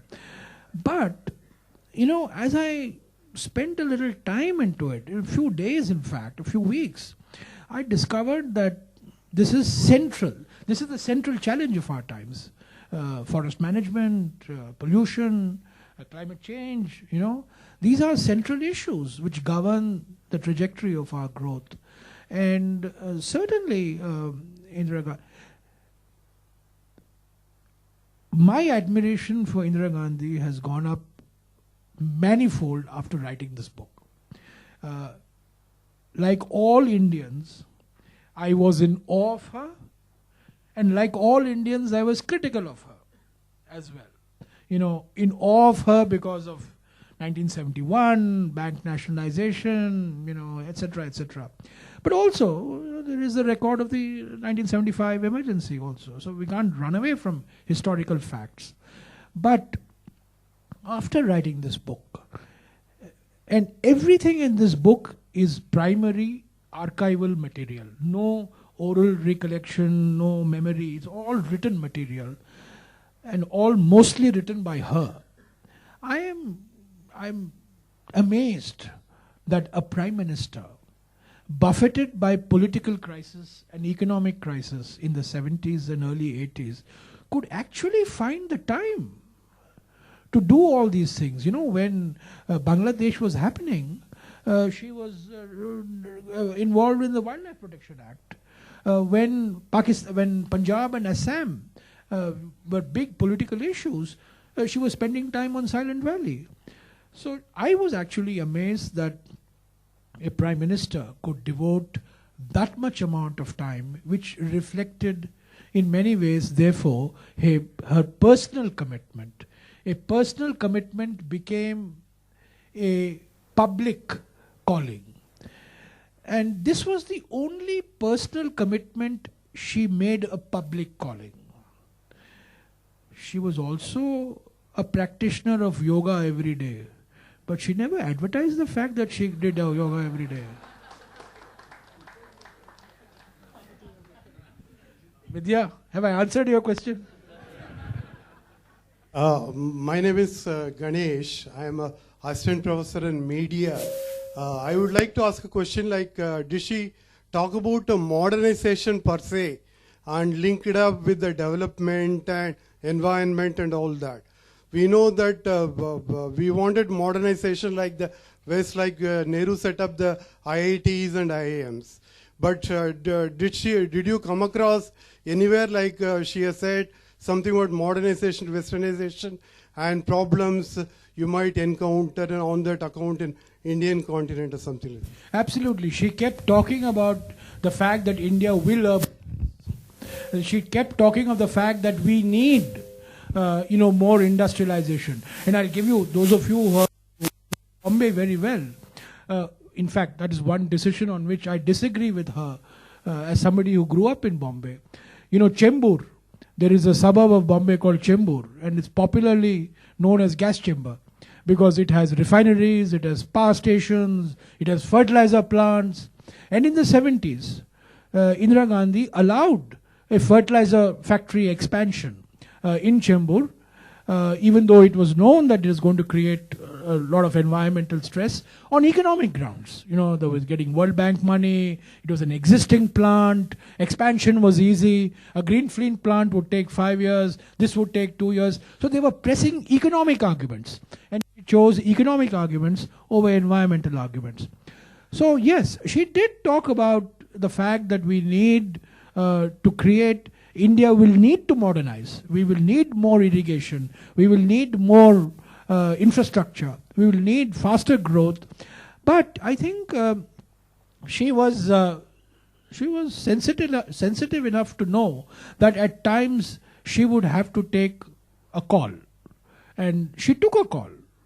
She took a call on many occasions. And the signal that she was sending was that, look, it's not always 100% automatic that what the economists say should become government policy, that there are other ways of achieving the same objective. And I think in this, people like Salim Ali, M. Krishnan, Billy Arjun Singh, Sundarlal Bahuguna, all these people played a very important role. You know, she had a large circle of friends outside the political system who were giving her ideas on nature, on protection, on environment, and she was responding creatively to it. Yes, please identify yourself. And discussion forum. The thing is, with the rise of present politics involving Sanders, Bernie Sanders, and Jeremy Corbyn in UK, you can see they are questioning the establishment politics, where they are working out a link between capitalism and ecology. But if you take the case of Indira Gandhi, she was very much an establishment politician, isn't it? And also the Congress party is very much an establishment party, so supporting and going along with capitalism, and you can see the excesses with the Vedanta driving out the tribal people and all sort of things. Could you answer that? And second question is, also, isn't the legacy of Indira Gandhi is also the legacy of Green Revolution, where instead of taking out the fetters of feudal era, like land reforms or radical land reforms, and assisting the small farmers with credits, the policies of Green Revolution actually led to dumping of fertilizers and insecticides, so spoiling the soil ecology. Thank you. In response to your first question, capitalism has been enormously destructive of the environment, but so has communism. Some of the worst environmental disasters have been in the Soviet Union, erstwhile Soviet Union, and the erstwhile Central Asian, republics that were part of the Soviet Union. So it's got nothing to do with capitalism per se, or communism, or socialism. It's the way you approach economic growth, the safeguards and the checks and balances that you put into economic growth. Unfortunately, the model, the dominant paradigm, which Bernie Sanders and Corbyn are challenging, there's much sympathy I have with what they're saying. The dominant paradigm gives primacy to economic growth and puts sustainability as a subsidiary objective, as a secondary objective. I think it is possible for us to find an alternative way. I think India should find an alternative way. And I'm not saying that we go back to an era of no growth, but at the same time, I think it's possible to find a trajectory of growth that actually protects the environment, that is actually respectful of natural resources, and that is not destructive of natural resources. The Vedanta example that you gave is a good example. There are people who think that the Vedanta thing was reflective of economic growth, but actually there was a counter narrative to the Vedanta project as well. And a decision was taken. By the way, till today, that decision that was taken on stopping bauxite mining in Niyamgiri has not been reversed, even though the government has changed. Now, on this Green Revolution bit, I just want to, read out. There's a chapter, the first year that Indira Gandhi becomes Prime Minister. She signs a pledge. You won't believe this. This was the India of 1966. February 3rd, 1966.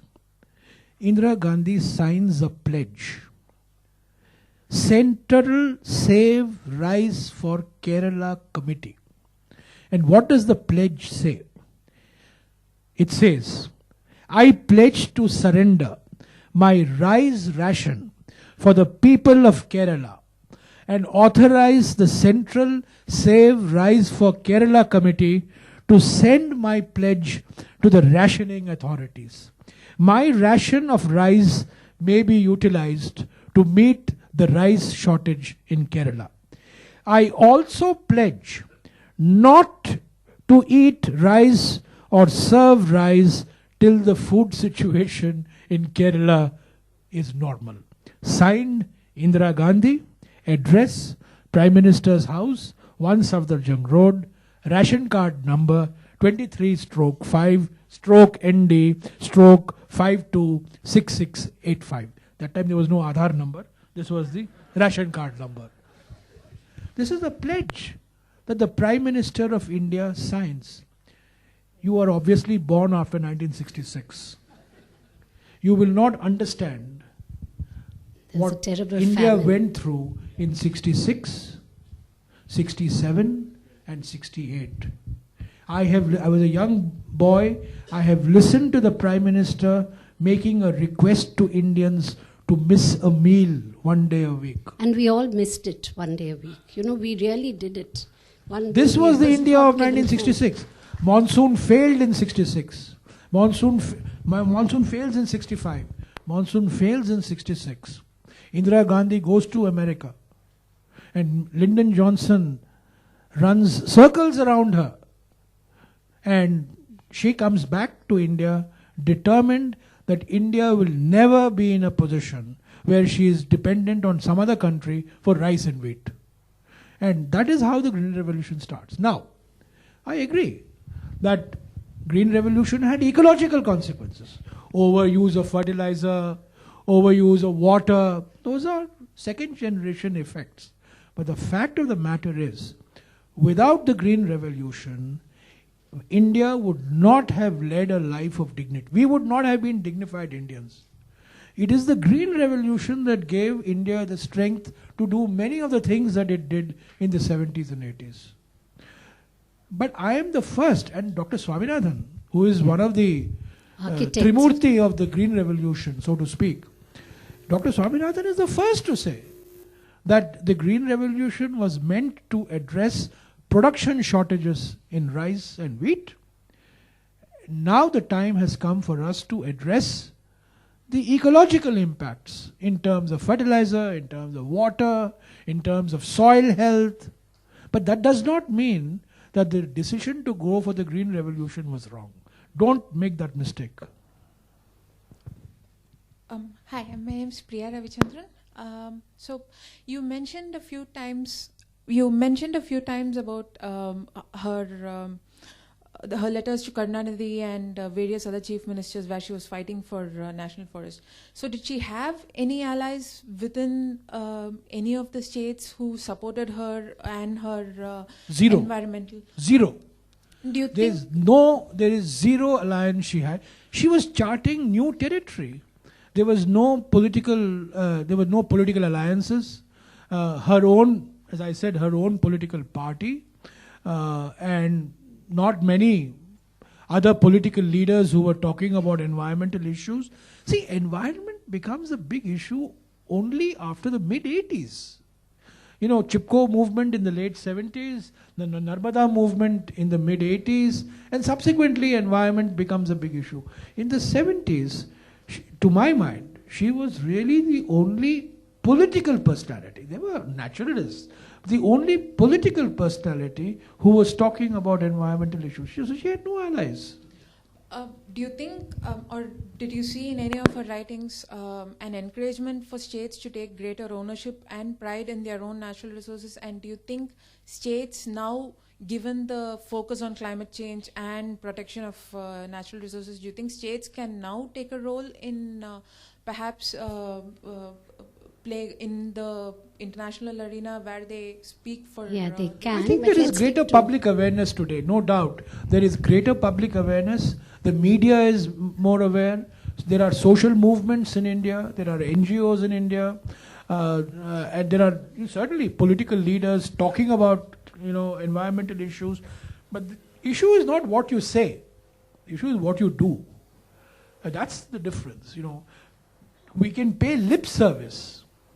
For every environmental act, we can quote a Sanskrit shloka. But if you don't understand the meaning of what you're chanting and you actually put it in practice, what's the point quoting these shlokas?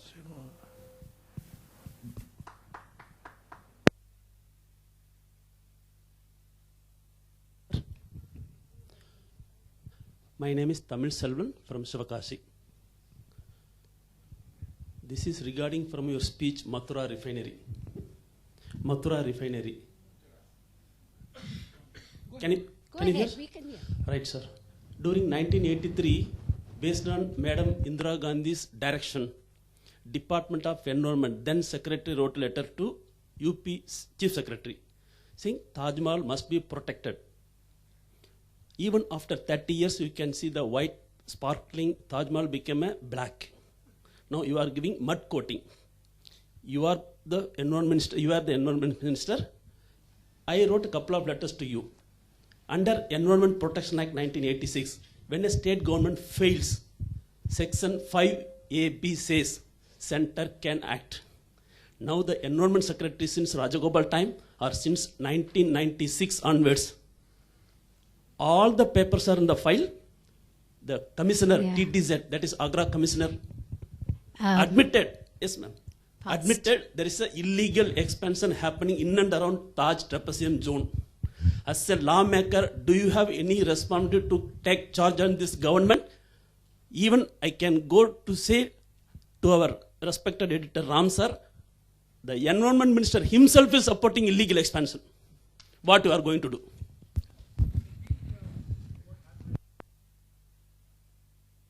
That one of the consequences of locating the refinery in Mathura was that the railway shunting yard in Agra was shifted out, 2 power plants were closed down, and about 250 small foundries were shifted out of the city. And there was a green belt in the Agra-Mathura area. These were all consequences, and it took almost 15 to 20 years after the refinery was set up. Now, one could argue that the refinery should not have been set up in the first place there. That's a separate argument, and to which I have much sympathy with. But to say that nothing has happened, I think that is a bit of an exaggeration. Section 5 of the Environment Protection Act is like Article 356 of the Constitution. You know? Do you know when the only occasion where Section 5 has been used was when I was Environment Minister and I closed down polluting industries on the Ganga. I used Section 5. And every political party, including the current Home Minister, every political party came to me and said, this is a wrong decision because you are interfering with the rights of the state governments, I'm destroying jobs.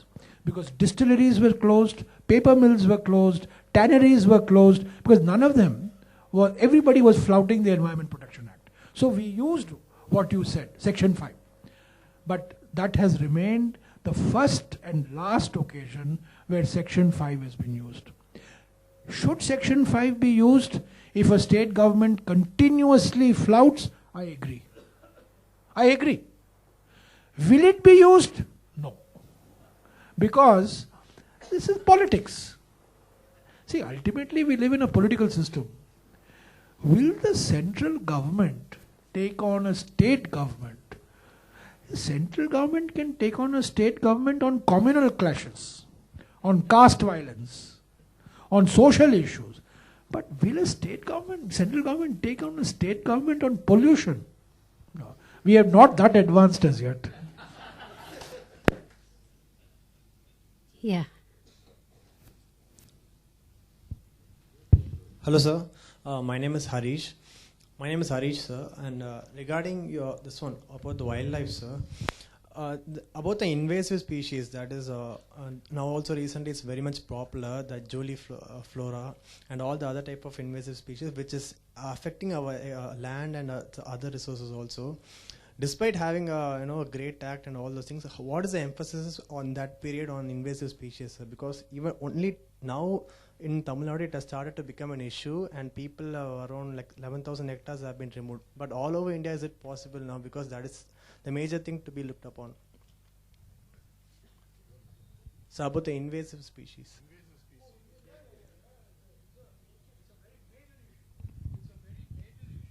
Many wildlife sanctuaries are actually threatened by invasive species. In fact, one of the most common invasive species is called Congress grass. Because this came to India when we imported wheat. So it's called Congress grass. If you go to any sanctuary and if you see some wild thing growing, the forester will tell you, sir, that's Congress grass. So I tried my best to change that name when I was minister. Unfortunately, I couldn't succeed. It's still called Congress grass. Yeah, invasive species is a very serious issue. A very important forest management issue is to control the growth of these invasive species. But sometimes the biggest invasive species is introduced by man deliberately. If you go to many national parks and sanctuaries, beautiful teak forest, suddenly in the middle you will discover eucalyptus. Now that is not nature's bounty. That is not nature's bounty. That is man's intervention. In this book there is an example of how Arjun Singh wanted to replace the sal forest of Bastar by eucalyptus. And Mrs. Gandhi put her foot down. This is an example of a species which deliberately gets introduced, which destroys the ecological equilibrium. So some invasive species come naturally, but some invasive species come through man's conscious interventions. That we must avoid.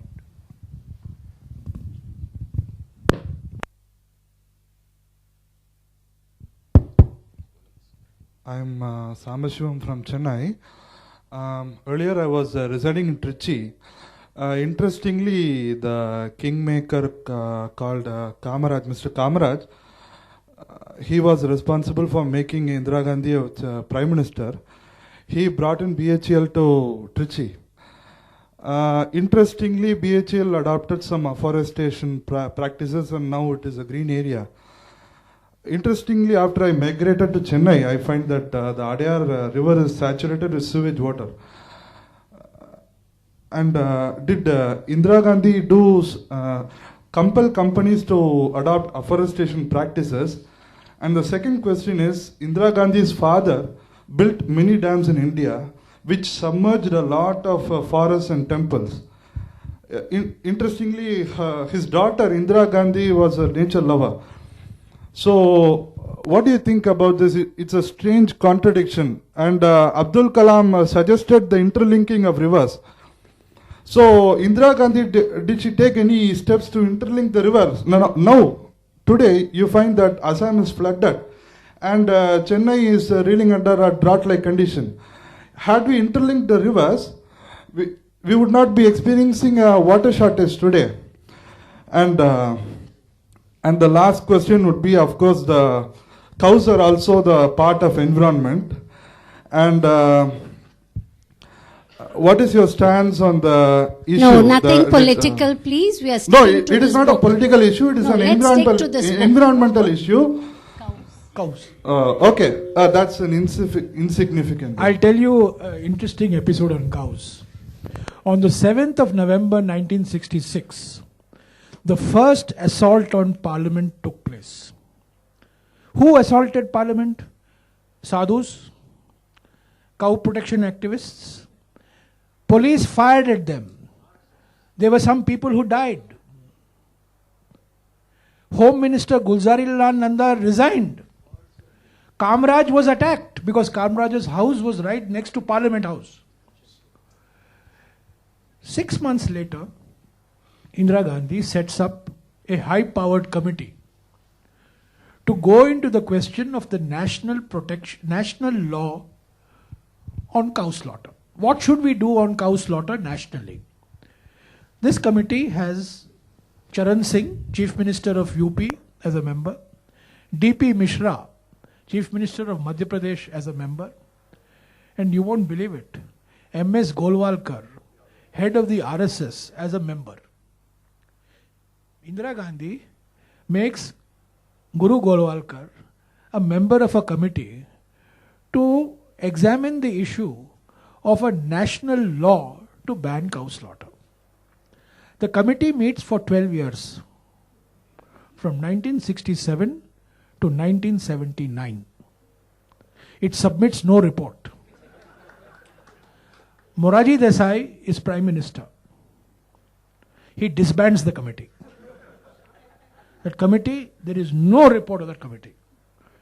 However, there are two members of that committee, Ashok Mitra, the famous economist, and V. Kurian, India's Mr. Milk, who have written in their memoirs what happened in that committee. And I have quoted from those memoirs, so you read that, on cow protection.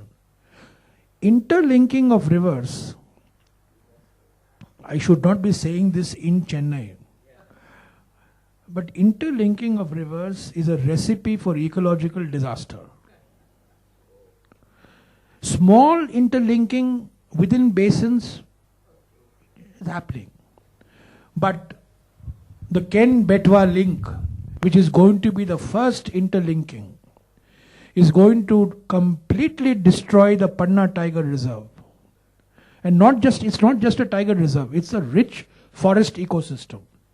So I am not one of those, I'm a South Indian, but I am not one of those who believes that the problems of South India are going to be solved by linking the Brahmaputra and the Ganga with the southern rivers. Sorry, Navneet Krishnan, you heard me say this in Parliament also. Your view is different, I know. So, on interlinking of rivers, I do not subscribe to this view. I think it's a very, very serious environmental hazards associated with it. And by the time it comes to Chennai, none of the states along the way will give us any water. So, I think the time is up. Mr. Sambandam has been sending out messages. Okay, one person. Okay, Mr. Ramesh. Okay. I think if you can take all the questions together. I'm Prince Daniel. I have a feedback to say and a question to ask. Is it audible? Yeah. I live in Besanagar, and I understand from the discussion that Adyar Estuary was protected and it was saved by Madam's effort. Sincere thanks. You can pass it on.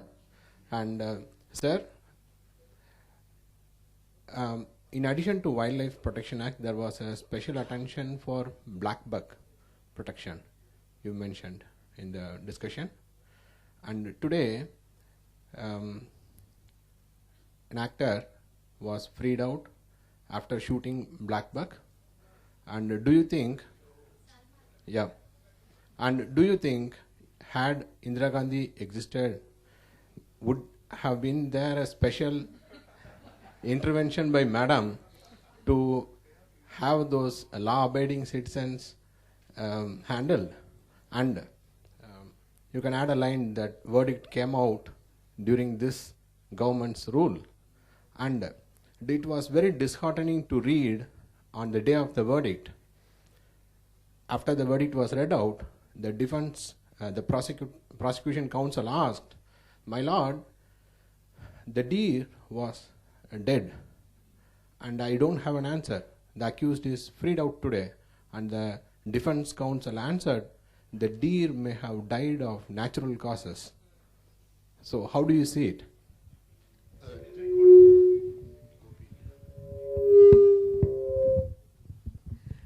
My name is Gopi Varir, I write on environment. I basically wanted to ask, Indira Gandhi was a very powerful leader. She had political power at that point of time.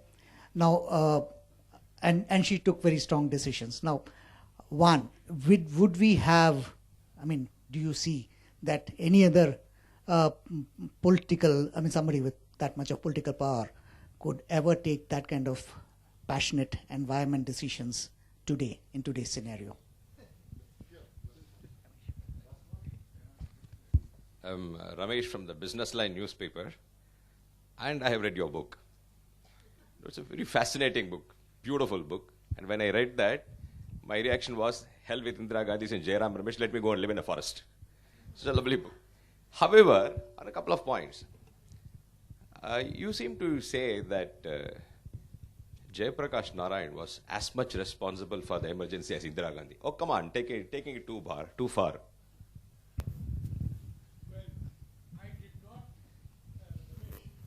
You have not read my book carefully.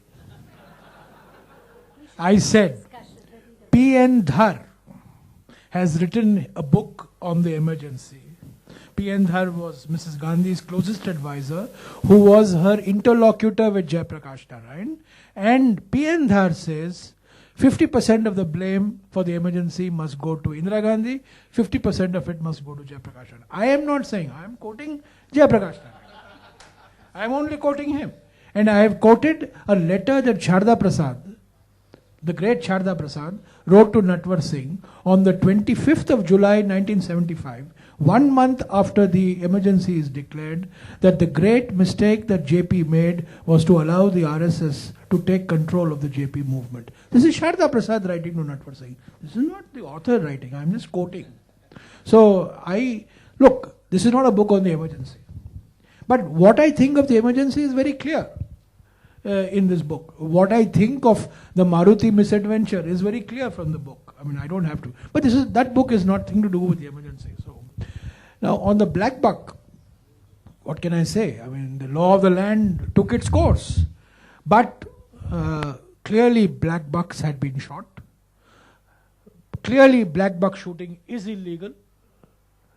And clearly the people who shoot black buck for pleasure or for money should invite the appropriate penalties, which in this case, because they were high visible, high profile personalities, they somehow managed to escape. I think that was a wrong signal.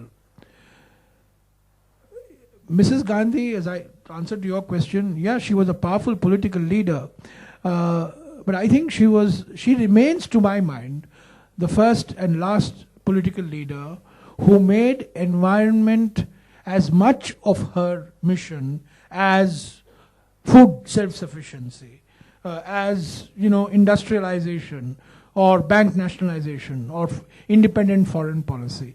For her, environment was not a footnote. It was as much part of her day-to-day activity. That's why what I have done, one of the criticisms of this book is that it's arranged chronologically. It's not arranged thematically. So it goes 66, 67, 68, 69, 70. And one of the reasons why it is arranged chronologically is to show how every year she was taking political decisions, she was taking economic decisions, and while she was taking political and economic decisions, she was also taking decisions on the environment. She is nationalizing banks and she is protecting the tiger. She is fighting a war with Pakistan and she is coming up with a Wildlife Protection Act. Examples like this. So I think as a political leader, to the best of my knowledge, I do not think there has been a prime minister like her, or a political leader, forget prime minister, a political leader like her who has made environmental protection as much part of her day-to-day decision making as foreign policy, economic policy, social policy, and so on and so forth.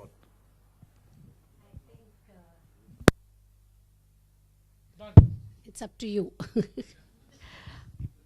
Okay. I'd like to tell you at the end that this book is fascinating. I didn't want to say it at the beginning because I have read it. It is a fascinating book. I would suggest that the answers to all your questions are here, at least the Indira Gandhi period and Mr. Jairam Ramesh. I have worked with many environmental ministers, and I would like to say that the most environmentally conscious minister who believed in protecting the environment was Mr. Jairam Ramesh. So I'd like to thank the Hindu for organizing this. Thank you very much. And if you have questions, you can ask them outside.